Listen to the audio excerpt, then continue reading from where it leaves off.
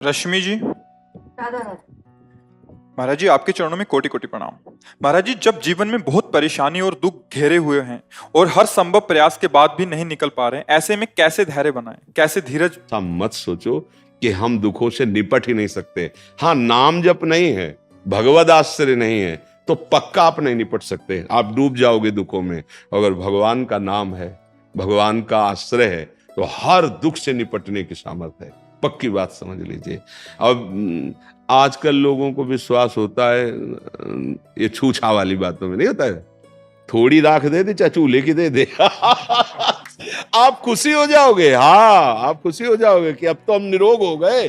और हम कह रहे जड़ मूल से रोग का नाश करने का, भवरोग का नाश करने का उपाय राधा राधा कहो, राधा राधा कहो। तो ये समझ में नहीं आता क्योंकि इसमें पैसा नहीं लगा, इसमें आपको कोई ऐसा दिखाई नहीं दे रहा है, और ऐसे इधर उधर करके तो फिर वो बात नहीं बनेगी। सत्य वस्तु को स्वीकार करो, हृदय से भगवान का आश्रय और नाम जप, तो पूर्व के जो हमारे पाप कर्म से हमें दुख आ रहा है हम उसे सह लेंगे, और आगे हमसे पाप हो नहीं रहे और भगवान का भजन करें तो आनंद आ जाएगा, आगे आनंद आ जाएगा।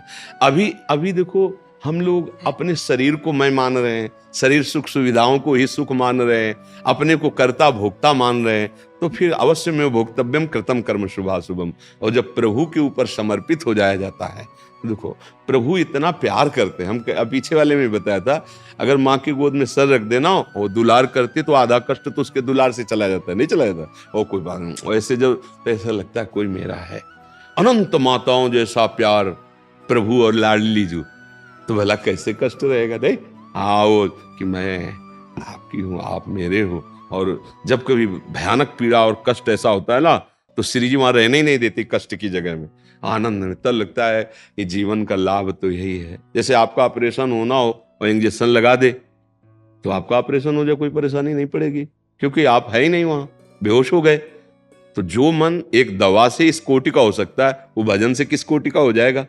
अब मन उस दुख का भोगने वाला है नहीं, वो श्री जी के पास है, तो शरीर तो कोई फर्क नहीं। हमें ये चाहिए, ये अध्यात्म के द्वारा मिलता है, क्योंकि एक दुख निवृत्त हो जाए तो हमारा काम नहीं बनेगा।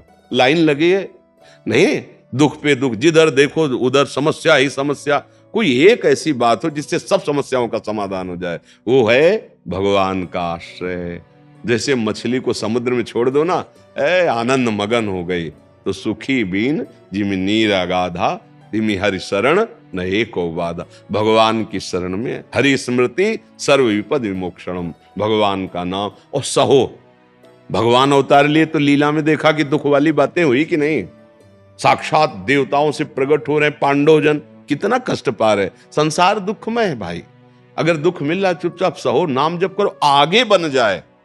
अब हमको ऐसी कोई गंदी योनि न मिले, ऐसी जगह जन्म न हो जहां हम भारी कष्ट उठाएं। अब हम अगर जन्मे भी तो ऐसे बुद्धिमान मनुष्य के रूप में जन्मे कि लोगों का कल्याण हो, लोगों का मंगल हो, और हम स्वयं आनंदित हो और नहीं अपने भगवान के पास चले जाएं। दो में एक बात हो, अगर जन्म हो तो ऐसा हो जो समाज को प्रकाशित और सुख देने वाला हो, भगवत भजन में लगे और जगत का मंगल, माता पिता परिवार सबको सुख प्रदान करने वाला हो।